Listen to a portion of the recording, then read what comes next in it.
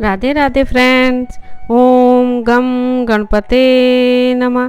ओम नमो भगवते वासुदेवाय। आप सभी भक्तजनों का इस नई वीडियो में स्वागत है। मोहिनी एकादशी 2024 जाने शुभ योग और उसमें क्या करें उपाय। साथ ही सुने मोहिनी एकादशी व्रत कथा। इस बार मोहिनी एकादशी बहुत ही महत्वपूर्ण मानी जा रही है, क्योंकि इस दिन द्वीप पुष्कर योग, सर्वार्थ सिद्धि योग, अमृत सिद्धि योग, शुक्र आदित्य योग, राजभंग योग और लक्ष्मी नारायण योग का निर्माण होने जा रहा है। इन योग में मोहिनी एकादशी पर करें ये उपाय धन प्राप्ति के लिए। मोहिनी एकादशी के दिन दक्षिणावर्ती शंख की पूजा करने से भगवान विष्णु व माता लक्ष्मी बहुत प्रसन्न होती हैं। साथ ही व्यक्ति को कभी भी धन की हानि नहीं होती है। सुख समृद्धि के लिए एकादशी के दिन सुबह जल्दी उठकर श्री हरि विष्णु का विधि विधान से पूजन करें और उसके बाद रात्रि में विष्णु जी की प्रतिमा के सामने 9 बत्तियों का दीपक जलाएं। ऐसा करने से कभी भी धन के साथ सुख समृद्धि की कमी नहीं होगी। जीवन में दूर होंगे सारे दुख। मोहिनी एकादशी पर तुलसी के सामने घी का दीपक जलाएं। साथ ही तुलसी माता के मंत्रों का जाप करें। इसके बाद तुलसी माता की 11 परिक्रमा करें। ऐसा करने से भगवान विष्णु की कृपा भक्त पर बनी रहती है और दुखों से मुक्ति मिलती है। विवाह में उत्पन्न हो रही बाधा होगी समाप्त। जिन लोगों के विवाह में देरी हो रही है, उन्हें मोहिनी एकादशी का व्रत अवश्य करना चाहिए। इस दिन इस उपाय को जरूर करें। मोहिनी एकादशी पर आपको भगवान विष्णु को पीले फूल अर्पित करने चाहिए। जो भी साधक इस उपाय को करता है तो उसके विवाह में आ रही बाधाएं समाप्त हो जाती हैं। जीवन में सुख समृद्धि के लिए करें ये उपाय। मोहिनी एकादशी के शुभ दिन आप अपने घर के द्वार से किसी भी पशु पक्षी को भूखा न जाने दें। उन्हें कुछ न कुछ अवश्य दें। ऐसा करने से आप पर और आपके परिवार पर माँ लक्ष्मी की कृपा दृष्टि हमेशा बनी रहेगी। अगर आपकी कोई विशेष इच्छा है जिसे आप जल्दी से जल्दी पूरा करना चाहते हैं, तो मोहिनी एकादशी के दिन अपनी किसी विशेष इच्छा की पूर्ति के लिए एक नया पीले रंग का छोटा सा कपड़ा लें। अगर आपके घर में कोई नया पीले रंग का कपड़ा मौजूद न हो तो बाजार जाकर एक पीले रंग का रुमाल खरीद लाएं। वहां आसानी से आपको मिल जाएगा। फिर उस रुमाल के चारों ओर किनारे पर एक चमकीले रंग का गोटा लगाएं और श्री हरि के मंदिर में जाकर वह रुमाल भेंट कर दें। साथ ही भगवान से अपनी इच्छा की पूर्ति के लिए प्रार्थना करें।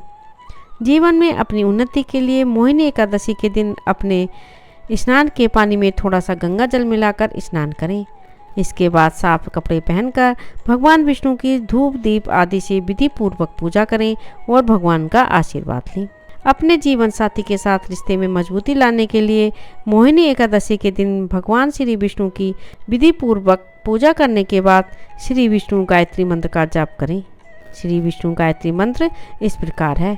ओम नारायणे विद्महे वासुदेवाय धीमहि तन्नो विष्णु प्रचोदयात्। अगर आप अपने बिजनेस में बढ़ोतरी करना चाहते हैं तो मोहिनी एकादशी के दिन किसी ब्राह्मण को आदर सहित घर पर आमंत्रित करें और भरपेट भोजन कराएं। साथ ही अपनी इच्छा अनुसार कुछ दक्षिणा भी दें। अगर ब्राह्मण भोजन के लिए स्वयं घर पर न आ सके तो एक थाली में भोजन निकालकर उसके घर दे आएं और वहीं पर पैर छूकर उन्हें कुछ दक्षिणा भी दें। अपने कैरियर की बेहतरी के लिए, अपने आप को एक ऊंचे मुकाम तक पहुंचाने के लिए मोहिनी एकादशी के दिन भगवान विष्णु को माखन मिश्री का भोग लगाएं और श्री विष्णु की मूर्ति या तस्वीर को के आगे बैठकर ओम नमो भगवते नारायणाय मंत्र का 108 बार जप करें। अपने पारिवारिक जीवन में खुशहाली लाने के लिए मोहिनी एकादशी के दिन पीले ताज़ा फूलों की माला बनाकर भगवान विष्णु के मंदिर में चढ़ाएं। साथ ही भगवान को चंदन का तिलक लगाएं। अपने दाम्पत्य जीवन में मधुरता लाने के लिए मोहिनी एकादशी के दिन स्नान आदि से निवृत्त होकर भगवान विष्णु की विधि पूर्वक पूजा करें। इसके बाद केले के वृक्ष की जड़ में जल चढ़ाएं और अपने सुखी दाम्पत्य जीवन के लिए कुछ देर शांत मन से केले के वृक्ष में भगवान का ध्यान करें। मोहिनी एकादशी व्रत कथा। 19 मई को मोहिनी एकादशी है। ये व्रत मोह, बुरी संगत, पाप से मुक्ति दिलाता है। एकादशी व्रत कथा के बिना अधूरा माना जाता है। एकादशी व्रत में कथा का महत्व क्यों है?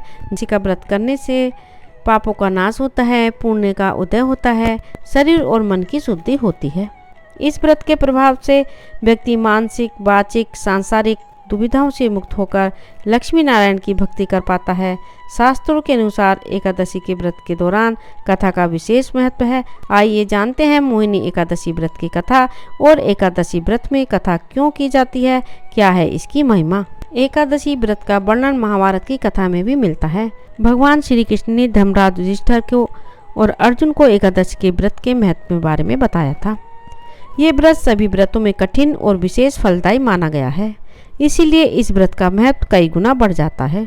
वैशाख के महीने में एकादशी व्रत को विशेष माना गया है। एकादशी व्रत को रखने वालों को नियम का पालन करते हुए एकादशी व्रत कथा को अवश्य सुनना चाहिए।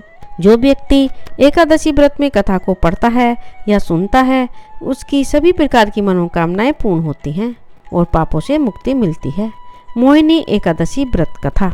युधिष्ठिर ने पूछा, जनार्दन, वैशाख मास के शुक्ल पक्ष में किस नाम की एकादशी होती है? उसका क्या फल होता है? उसके लिए कौन सी विधि है? भगवान श्री कृष्ण बोले, धर्मराज, पूर्व काल में परम बुद्धिमान श्री रामचंद्र जी ने महर्षि वशिष्ठ जी से यह बात पूछी थी, जिसे आज तुम मुझसे पूछ रहे हो।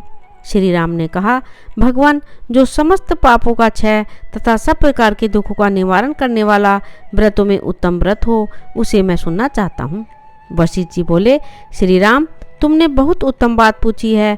मनुष्य तुम्हारा नाम लेने से ही सब पापों से शुद्ध हो जाता है। तथापि लोगों के हित की इच्छा से मैं पवित्रों में पवित्र उत्तम व्रत का वर्णन करूंगा। वैशाख मास के शुक्ल पक्ष में जो एकादशी होती है, उसका नाम मोहिनी है। वह सब पापों को हरने वाली और उत्तम है। उसके व्रत के प्रभाव से मनुष्य मोह जाल तथा पातक समूह से छुटकारा पा जाते हैं। सरस्वती नदी के रमणीय तट पर भद्रावती नाम की सुंदर नगरी है। वहाँ धृतिमान नामक राजा, जो चंद्रवंश में उत्पन्न और सत्य प्रतिज्ञ थे, राज्य करते थे। उसी नगर में एक वैश्य रहता था, जो धन धान्य से परिपूर्ण और समृद्धशाली था। उसका नाम था धनपाल। वह सदा पुण्य कर्म में लगा रहता था। दूसरों के लिए प्याऊ, कुआं, मठ, बगीचा, पोखरा और घर बनवाया करता था। भगवान विष्णु की भक्ति में उसका हार्दिक अनुराग था। वह सदा शांत रहता था। उसके 5 पुत्र थे, सुमना, धूतिमान, मेधावी, सुकृत तथा धृष्टबुद्धि। धृष्टबुद्धि 5वां था। वह सदा बड़े बड़े पापों में ही संलग्न रहता था। जुए आदि दुर्व्यसनों में उसकी बड़ी आसक्ति थी। वह वैश्याओं से मिलने के लिए लालायित रहता था। उसकी बुद्धि न तो देवताओं के पूजन में लगती और न पितरों तथा ब्राह्मणों के सत्कार में।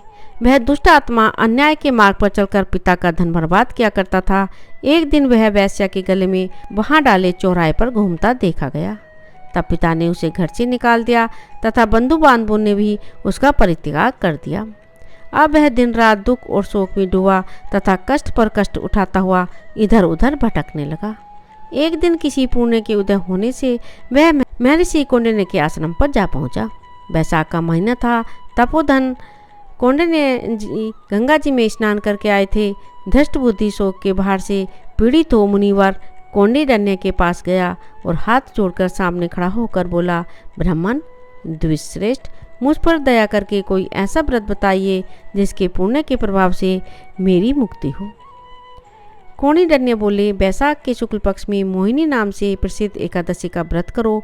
मोहिनी को उपवास करने पर प्राणियों के अनेक जन्मों के किए हुए मेरु पर्वत जैसे महापाप भी नष्ट हो जाते हैं। वशिष्ठ जी कहते हैं, श्री रामचंद्र मुनि का यह वचन सुनकर धृष्ट बुद्धि का चित्त प्रसन्न हो गया। उसने कौंडिन्य के उपदेश से विधि पूर्वक मोहिनी एकादशी का व्रत किया। निरपश्रेष्ठ, इस व्रत के करने से वह निष्पाप हो गया और दिव्य देह धारण कर गरुड़ पर आरूढ़ हो वह सब प्रकार के उपद्रव से रहित श्री विष्णु धाम को चला गया। इस प्रकार यह मोहिनी का व्रत बहुत उत्तम है। इसके पढ़ने और सुनने से सहस्र गोदान का फल मिलता है। राधे राधे।